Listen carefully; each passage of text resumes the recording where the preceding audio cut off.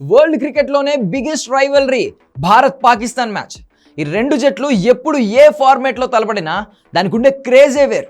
ఓవరాల్గా ఐసీసీ టోర్నీలో పాక్పై భారత ఆధిపత్యమే ఎక్కువగా ఉంది. కానీ ఛాంపియన్స్ ట్రోఫీలో మాత్రం పాక్ పై చేయి సాధించింది. 2017 ఫైనల్లో మనపై గెలిచి టైటిల్ ఎగరేసుకుపోయింది. అప్పటి నుండి రివెంజ్ కోసం ఎదురు చూస్తున్న టీమిండియా దానిని నెరవేర్చుకుంది. అది కూడా మామూలు దెబ్బ కొట్టలేదు. పాక్ను చిత్తు చేయడమే కాదు, ఏకంగా టోర్నీ నుంచే వారిని ఇంటికి పంపేసింది. పాక్ ఆతిథ్యం ఇస్తున్న మెగా టోర్నీలో కనీసం వారిని సెమీస్కు కూడా క్వాలిఫై కాకుండా చేసింది. డిఫెండింగ్ ఛాంపియన్ హోదాలో టైటిల్ నిలుపుకుంటామంటూ ప్రగల్భాలు పలికిన పాక్ను చిత్తుగా ఓడించింది. ఈసారి సీన్ రివర్స్. భారత్కు షాక్ ఇస్తామంటూ విర్రవీగిన పాక్ కెప్టెన్ ఓవర్ యాక్షన్కు ఆటతోనే జవాబిచ్చింది. దుబాయ్ వేదికగా జరిగిన మ్యాచ్లో పాక్ను ఓడించిన రోహిత్ సేన సెమీఫైనల్ బర్త్ను ఖరారు చేసుకుంది. తొలి మ్యాచ్లో బంగ్లాదేశ్పై గెలిచి టోర్నీని ఘనంగా ఆరంభించిన భారత్ పాక్ పైన అదరగొట్టింది.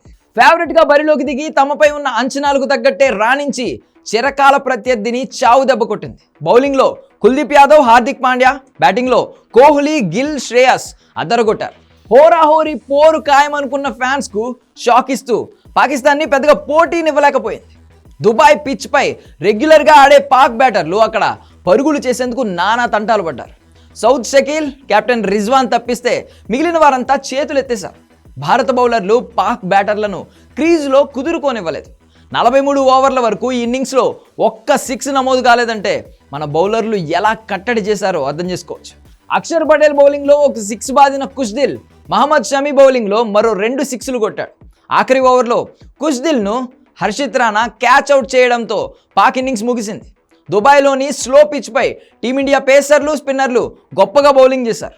స్పిన్నర్లు అక్షర్, జడేజా, కుల్దీప్ పాక్కు ఎలాంటి అవకాశం ఇవ్వలేదు. దీంతో పాక్ 241 పరుగులకే కుప్పకూలింది.